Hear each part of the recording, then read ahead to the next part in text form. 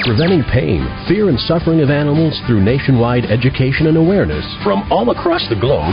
This is Animal Radio. And it is so great to be back after spring break. We've had a couple of weeks off, and I'll tell you, you get used to doing this, and I missed it. I missed everyone around here. I got to catch up here. We have a lot to do. We have MASH's Gary BURGHOFF joining us in today's show. Also, horse whisperer Monty Roberts joining us. And Judy, you booked Trainer to the Stars, Tyson Kilmer. Yeah, he's the latest new thing in L.A. Now, they all say they're Trainer to the Stars, but then when we get them on the air, they don't talk about they say, it's confidential. We can't talk about the stars. We don't want to know about the stars. We want to know about their dogs. That's what I want to know. Will he talk about their dogs? Let's hope so. Okay. Your phone calls and more at 1-866-405-8405. We were just driving down the street the other day, and we both noticed a Kool-Aid stand on the corner. Young girl selling Kool-Aid. And you actually asked me to stop, and I asked you why you wanted me to stop. And you said, well, because every kid does this when they're young, and this is a great influence for them to learn how to do business. Yes. And I remember actually setting up a lemonade stand as a youngster. I probably we all did. Yeah, I probably made about $5. It wasn't a lot of money. Did you do that as a youngster? I think everybody did. Well, what did you make? I don't think I made over $10. Not over $10. Imagine making $20,000. Wow. At a lemonade stand. And, anybody to make that kind of money at a lemonade stand is pretty incredible. But imagine an 8-year-old doing it. Wow. On the phone with us, we have Kyle Oren. Hi, Kyle. How are you doing? Good.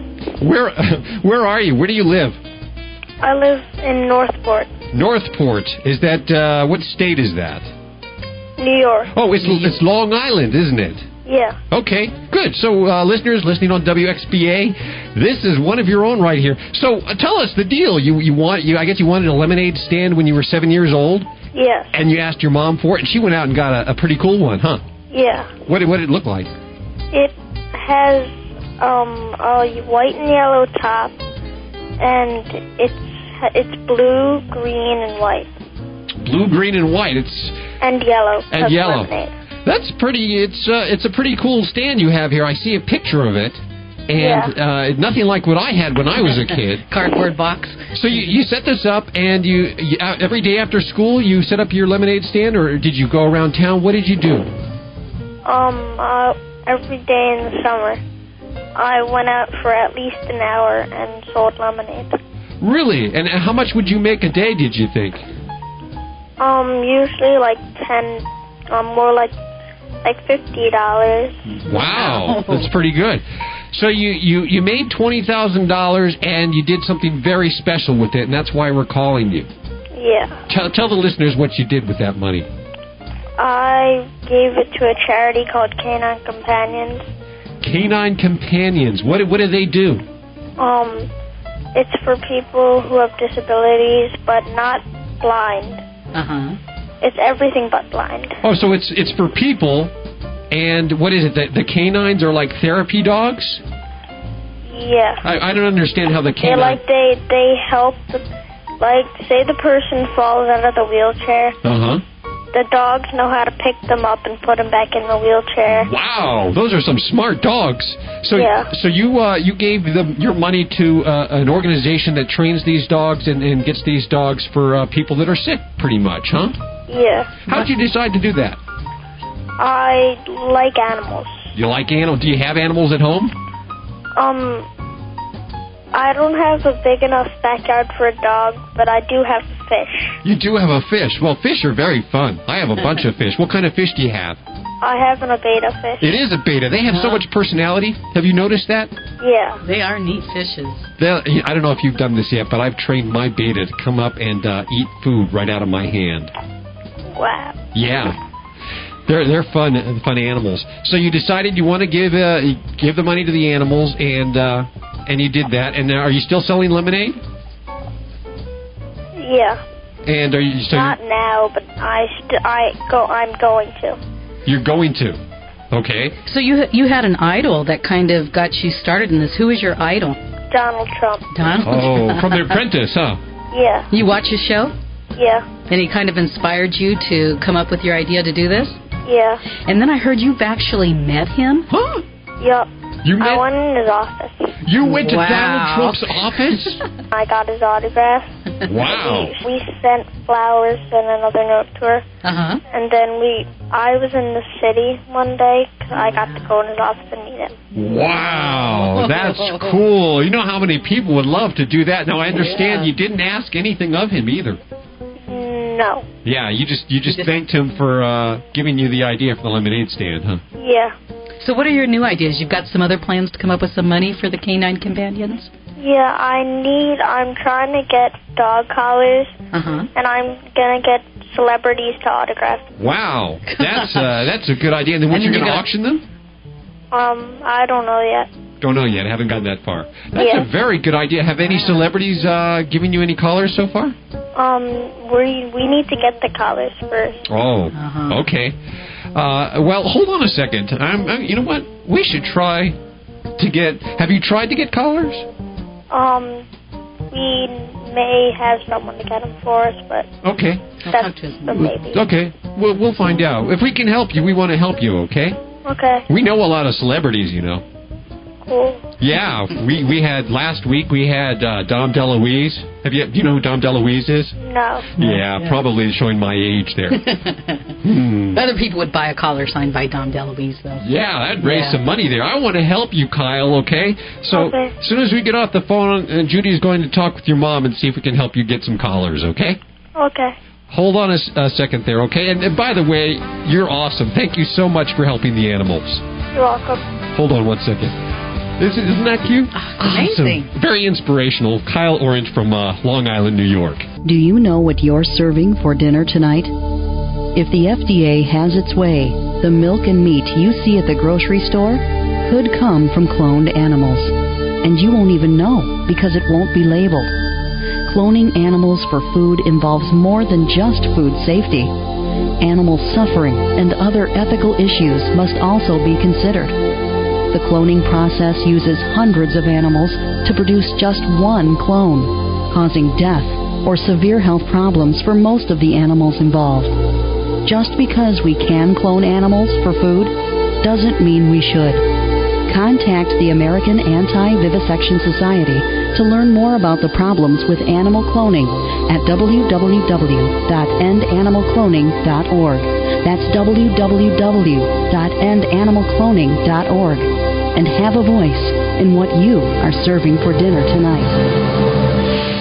Animal Radio is brought to you by Get Serious, a stain and pheromone remover so easy to use, even men can do it. Hey, wait a minute. Don't take any more excuses, women. It's time to get serious. Get Serious is available at PetSmart and online at GetSeriousProducts.com. Preventing pain, fear, and suffering of animals through nationwide education and awareness from all across the globe. This is Animal Radio. Well, hello, Tyson.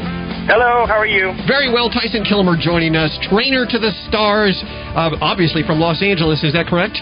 That's right. That's where you call home, and of course, your training techniques extend to the likes of Rob Lowe, yes, Sheryl Crow, yes, and who else? All sorts of other people. You know, I've worked from, Mike Tyson, Joni Mitchell, to, all sorts of people. Well, Aaron Carter, all sorts of people. Why are they calling on you? Obviously, you got it down, huh? Well, the bottom line is I think the reason why a lot of the celebrities call on me is because they tend to have more liability than the average folk.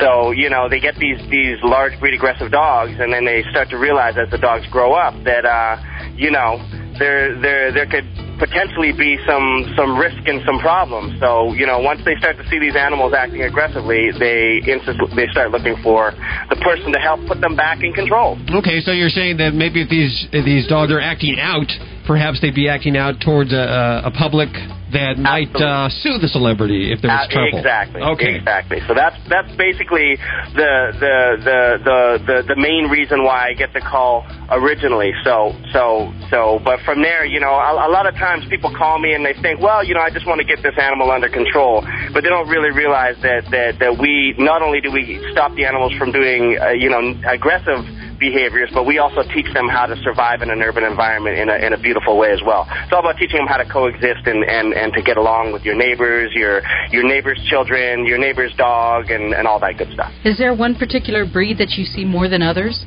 I see a whole lot of pit bulls coming in. Basically, I think a pit bull is a very popular dog for young males, but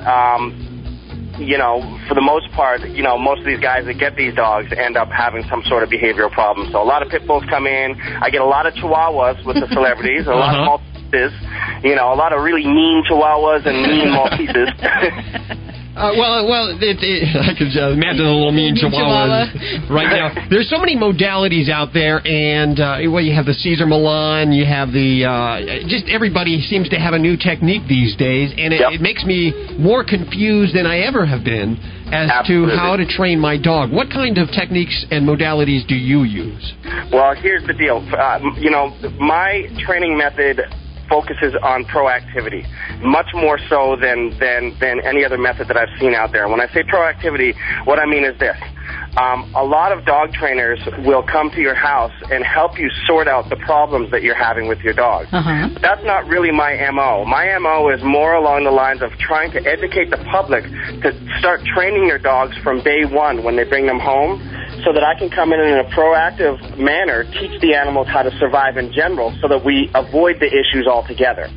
So, my approach is a lot more proactive and a lot more thorough, I think, than the majority of trainings that go on out there. So do you work just with the dog, or do you work with both the dog and the guardian? I work 100% with both the dog and the owner. But let me explain a little bit about what I mean when I say that this training is proactive and thorough. Let me just throw something out there. Just imagine that you bring home an 8-week-old puppy, right? You bring this puppy home, and from the very first day that you bring it home, you start to teach it, listen, this is where I'd like you to go to the restroom. This is when I'd like you to go to the restroom. This is when we're going to eat. This is where I would like you to play, and this is where I would not like you to play. When the doorbell rings, I'd like you to run to a dog bed instead of running to the front door and barking and jumping on people. When dinner is served, I'd like you to run to your dog bed instead of jumping on people, right? When we go for a walk, when we're on our way out of the house, I'd like you to give up the doorway to anyone that might be entering or exiting.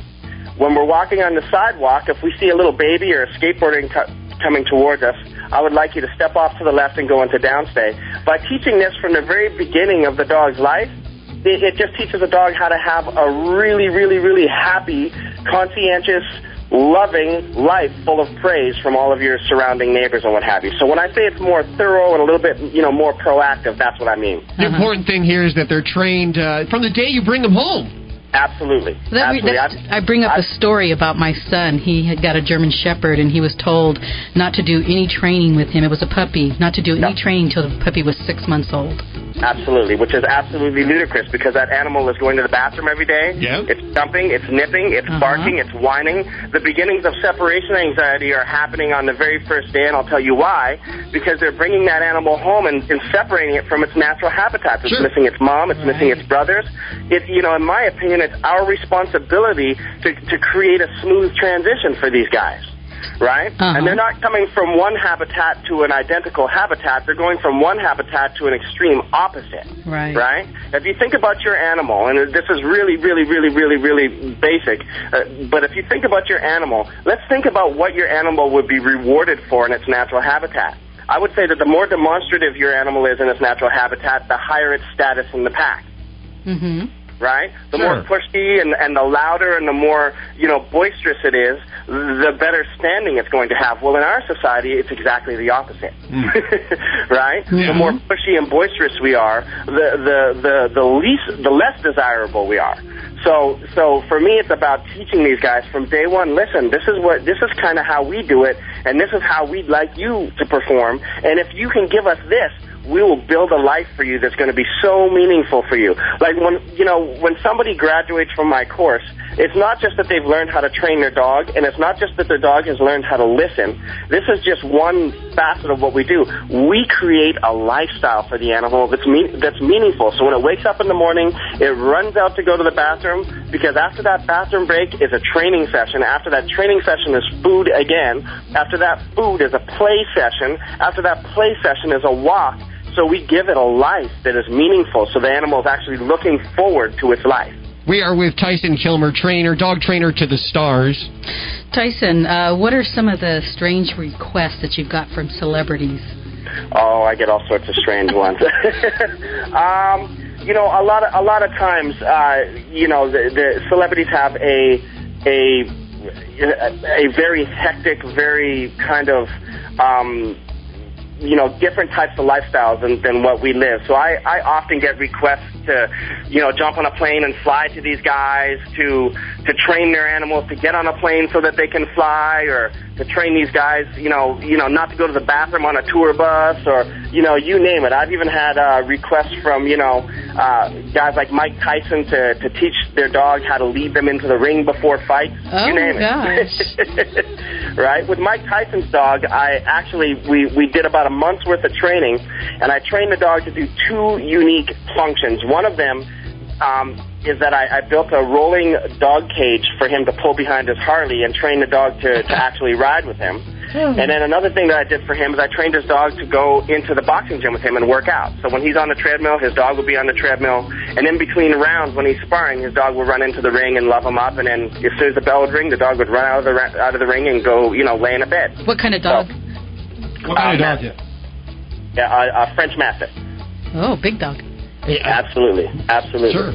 So, you know, we get all sorts of kooky requests, but, you know, to me, that's the most interesting stuff for me. I actually love that. I'm all about, you know, training these guys how to be included in our lifestyles, regardless of what the lifestyle is. So for me, that's very interesting work.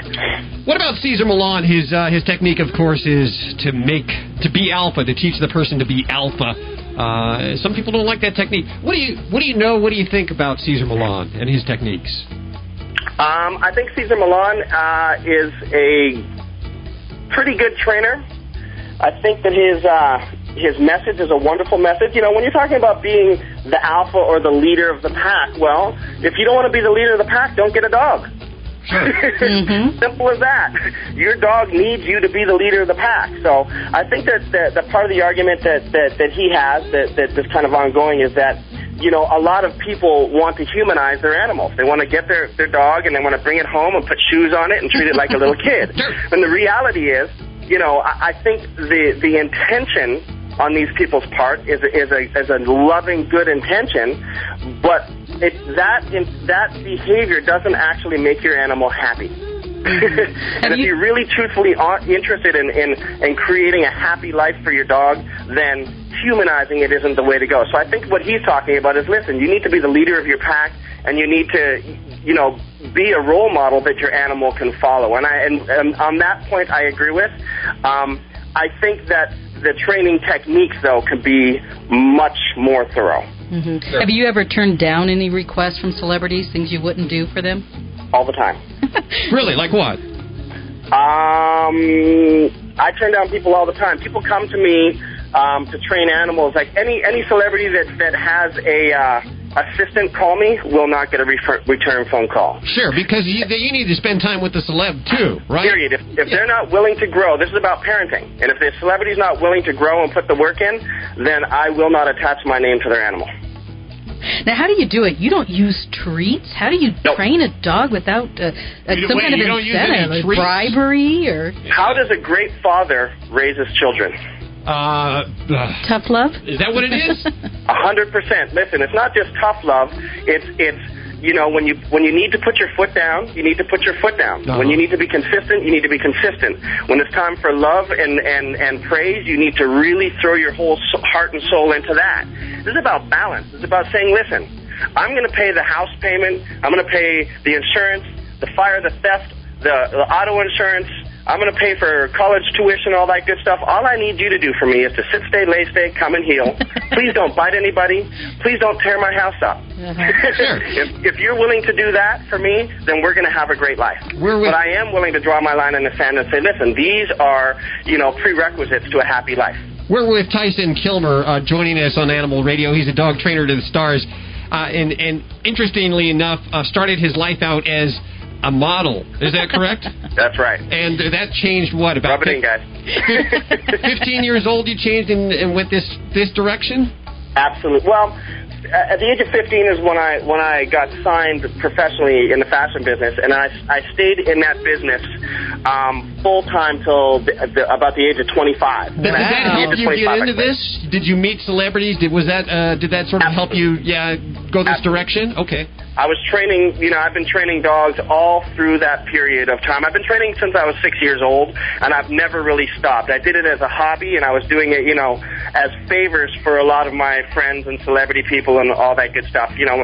Basically, the fashion business, put me in a position where I was able to live in Paris and live in London and live in Tokyo and New York and all that stuff. So I was kind of in the mix already. So when I decided to get out of the business and give, go 100% for my passion, it wasn't really that tough of a transition because I was already kind of had a head start. What's one celebrity story that you remember? Your best or the most fun that you've had with one celebrity and their dog? I'll tell you one of the funniest stories that myself and my 18-year-old son kind of laugh about all the time. It's not to laugh at a celebrity, but it's kind of a funny story. Okay. I was hired to work with Rob Lowe about 5 years ago. Mm-hmm. And I got a phone call one day and from his wife. And, she said, hey, Tyson, we hear great things about you. We hear that you're the guy that can solve our problems. And, you're just absolutely, your name has come up 100 times, and we really want to meet you, and we really want to hire you. So come on out. So I got in my truck and drove out to Montecito to meet with them. And I sat down with Rob and his wife, and we were in his office, and we were talking. They had a couple of mastiffs. They had 4 or 5 dogs. They had a Jack Russell, a bunch of out-of-control barking dogs, and they were on, I think, 6-7 acres of property. And they had a full staff in their house, and all of the staff had access to the gate code so they could open the gates and all that. Mm-hmm. So I came in and I kind of looked around the property and checked it out, and I thought, okay, well, we have to get control of these gates. We have to get control of this and that. So I sat down with them in their office, and both Rob and Cheryl were like, you know what, we're so gung-ho about this, we're ready to start right now. And so I said, okay, great, this is perfect, let's get started. So I said, I'll meet you outside. And then they both looked at me and they're like, we're not actually going to do any of the work, but our staff is waiting for you in the driveway. So when I got outside, none of the staff spoke any English at all. No. And I was standing there with a 250-pound mastiffs and a Jack Russell Terrier that was biting people and trying to teach these guys these commands, which was absolutely impossible. And this, by the way, has helped to mold my,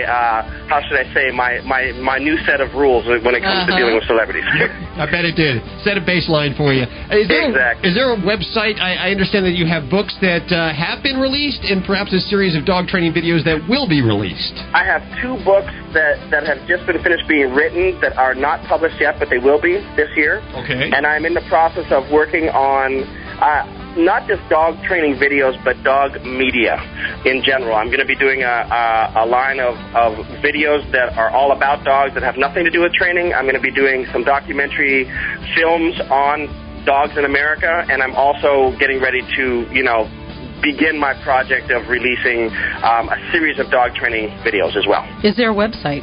Yes, TysonKilmer.com. TysonKilmer.com, and of course, URLs to everything you've heard on today's show at AnimalRadio.com. Tyson, thanks for hanging with us today. Not a problem. Thank you guys so much. Have a great day. Very good. We have more Animal Radio on the way. Hang tight. Hi, this is Clive Pierce from HGTV. You're listening to Animal Radio. Please remember to spay and neuter your pets. Animal Radio is brought to you by the American Anti-Vivisection Society. Stop the FDA from allowing milk and meat from cloned animals to be sold in grocery stores. Contact the American Anti-Vivisection Society for information at www.endanimalcloning.org. Preventing pain, fear, and suffering of animals through nationwide education and awareness from all across the globe. This is Animal Radio. 1-866-405-8405. Hi, who's this? This is Anna Hain calling. Hi, Anna. How you doing? Good. I'm just calling in because, first of all, I listen to your program, and I love it. Well, thank you. I think it's very informative. I also have a daughter who's a veterinarian, practicing 2 years, so I tell her about you folks all the time. Oh, good. Well, thank you. And it really is informative. It's also enjoyable. It's lighthearted, but it's also very serious, and I love that part. Oh, well, good. We think of it like a morning show or variety show for animal lovers. What city did you say you were in? Reading, Pennsylvania. Okay, so you're listening on WEEU. Absolutely. Okay, great. What can we do for you? Well, I'm calling as a concerned owner. I have a dog that was injured pretty seriously because of getting a collar caught. Ooh. And yeah, I come home to a dog that was very injured last week, and of course it was during a snowstorm, and you had to get her in a car to the vets and travel back with an injured dog. And what it is, she has one of these woven collars, probably what they use on lunge lines for horses, whatever, and her tags were hanging from it. And I think, from what we could piece together here, the tags got caught on a piece of furniture, and she struggled to get free, and the tags were still attached to the piece of furniture. She still had the collar on, but had shoulder and neck damage, and pretty serious. I was concerned because it's an 11-year-old dog. She's hale and hardy, but she still had serious damage, and they used, the anti-inflammatories and muscle relaxants and painkillers for about a week, and she seems to be coming around, but this was serious. She had an arched spine and a head that she didn't want to raise because she was in that much pain. So, I guess do we change collars? Well, I went to the local pet store, took the collar off immediately, and not even realizing the collar was the issue until I found the tags near the piece of furniture, because I looked everywhere thinking she got caught. She sleeps on the bed, like all our pets do, and I thought she got caught in the covers, but it wasn't that. It was a piece of furniture she got hooked onto.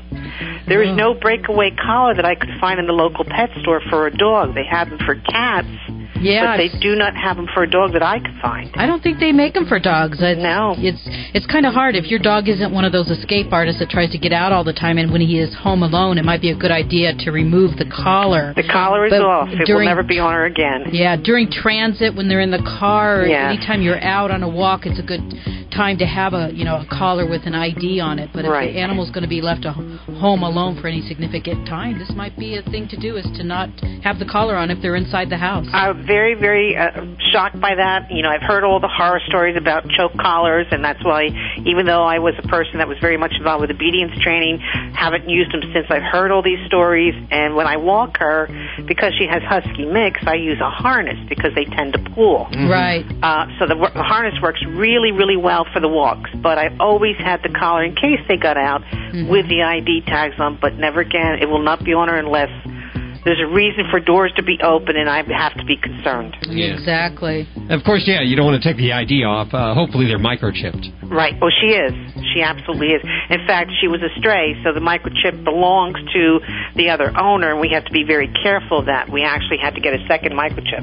Oh, really? Sure, because the first one has the former information on it. So you have to be real careful about those kinds of things. No, you don't. You just keep collecting critters that nobody wants, and then you realize all the other pieces that you have to fit together. I guess you can't disable a previous microchip. No. I don't think You should have been able to transfer the number with new information to your current.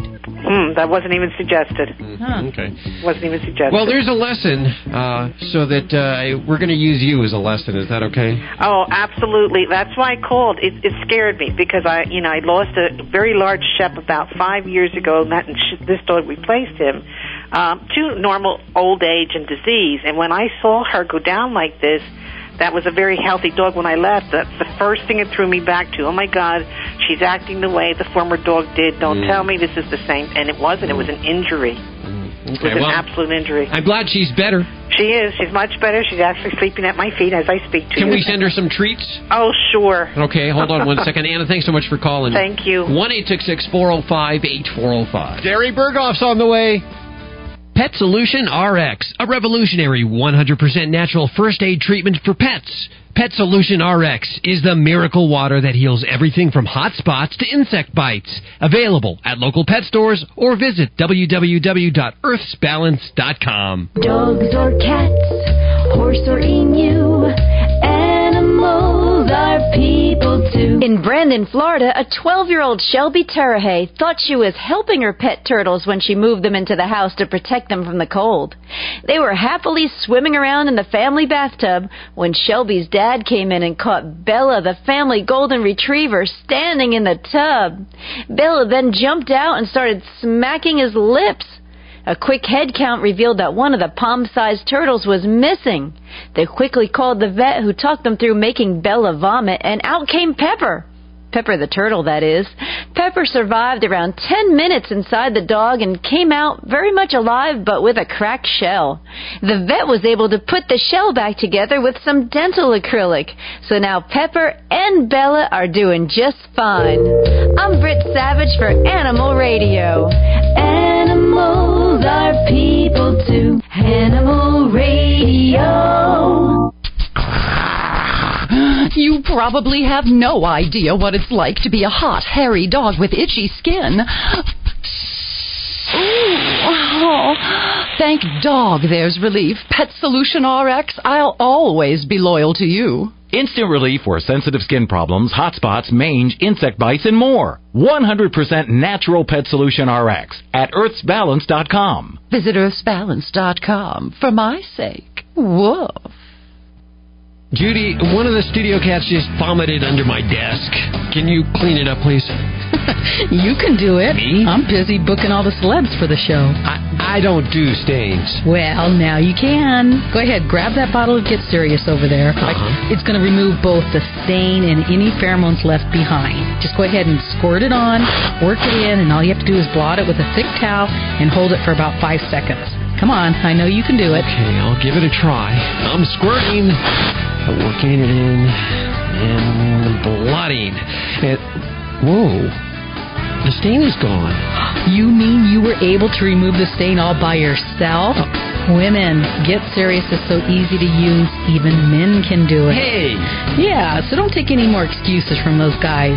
It's time to get serious. You can find Get Serious at PetSmart and in pet stores all over.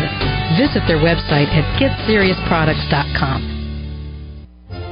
Scoop Free is the first litter box you can leave alone for weeks at a time with no scooping, cleaning, or refilling. Scoop Free is a revolution in automatic litter boxes. Its disposable throwaway trays are filled with fresh Step Crystal litter that provide unbeatable odor control and are so convenient. After about 30 days per cat, just replace a disposable litter tray and that's it. Just load it, leave it, and love it. Available at select pet stores and at scoopfree.com. Hi, I'm Ken Schrader. In race car driving, seconds can win a race. But to win the race against pet overpopulation, you need to understand the importance of spaying or neutering your pets. Every few seconds, hundreds of dogs and cats are put down in our country. Help fix the problem.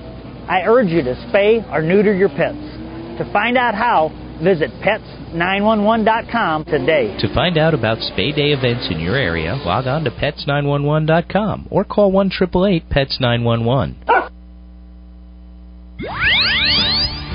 Preventing pain, fear, and suffering of animals through nationwide education and awareness from all across the globe.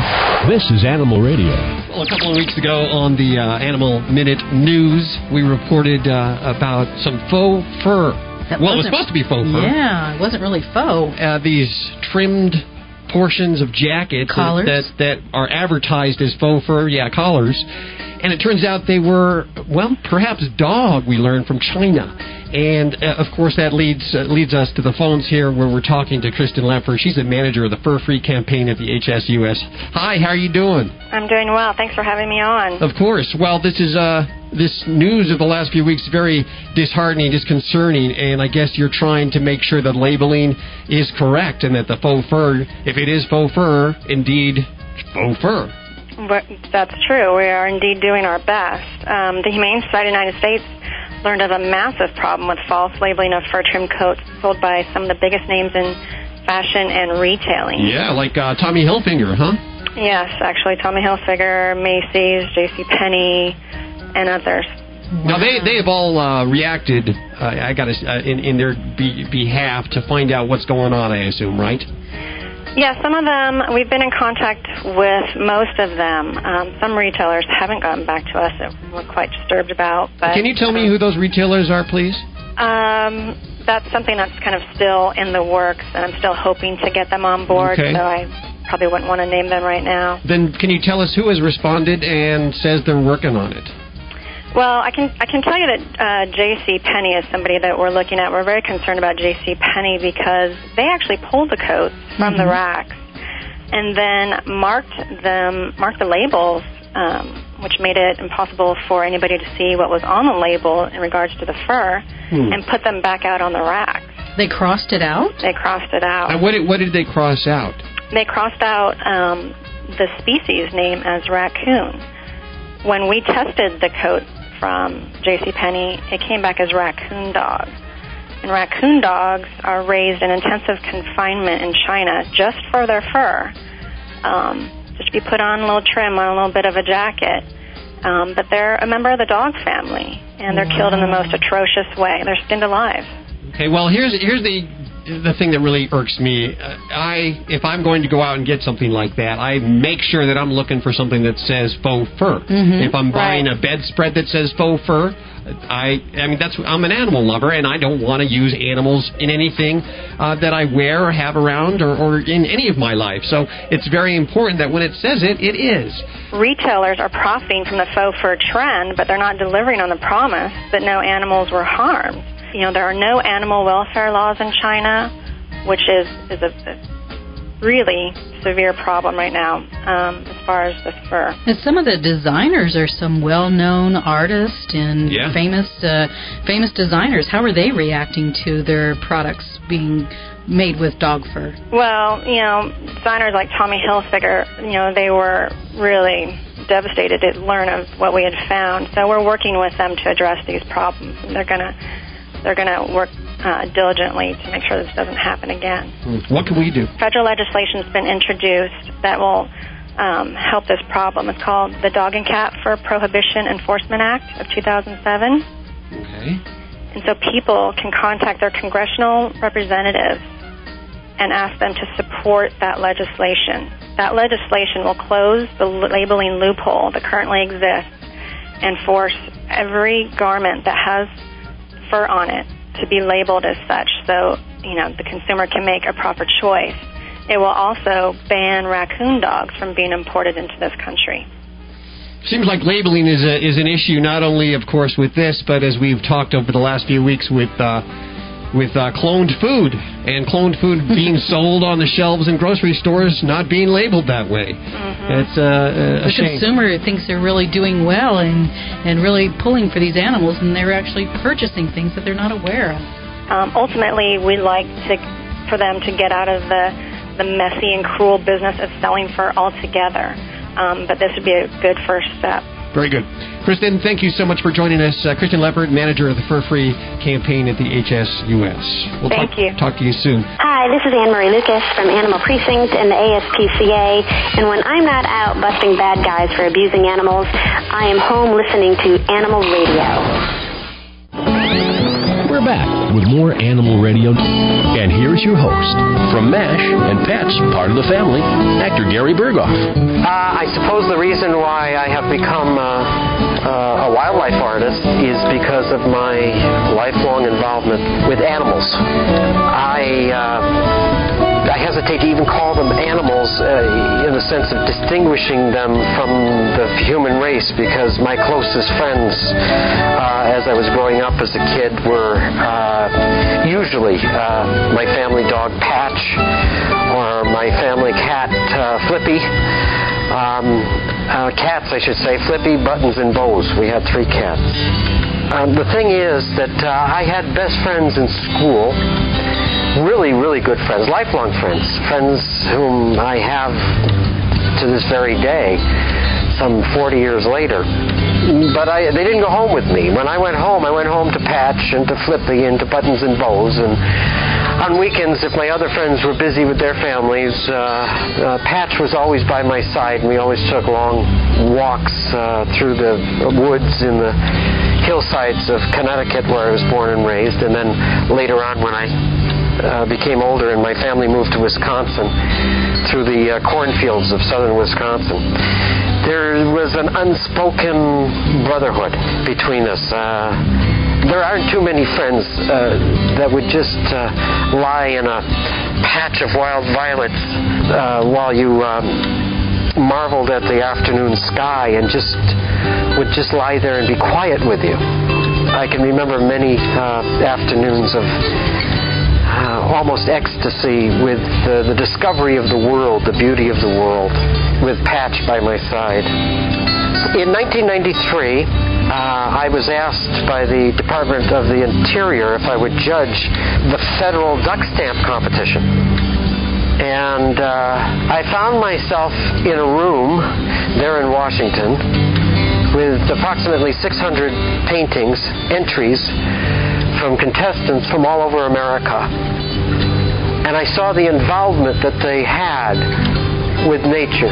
Some of the paintings were fairly crude, and others were obviously by master artists, but they all had the same kind of involvement with life and with nature. And being locked in that room for 3 days with all of that beauty and all of that human involvement really inspired me.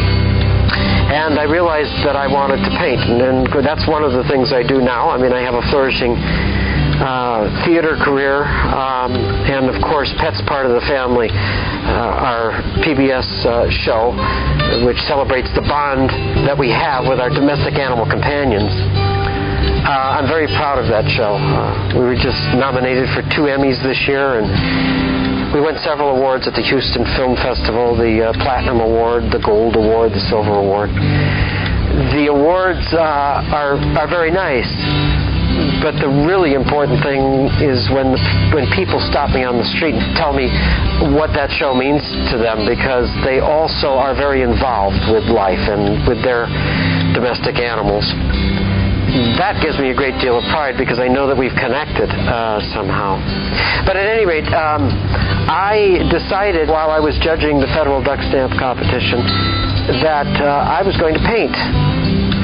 I went back to my home in Northern California and set up a small art studio, and I began to paint, struggling through every single painting because I am primarily self-taught.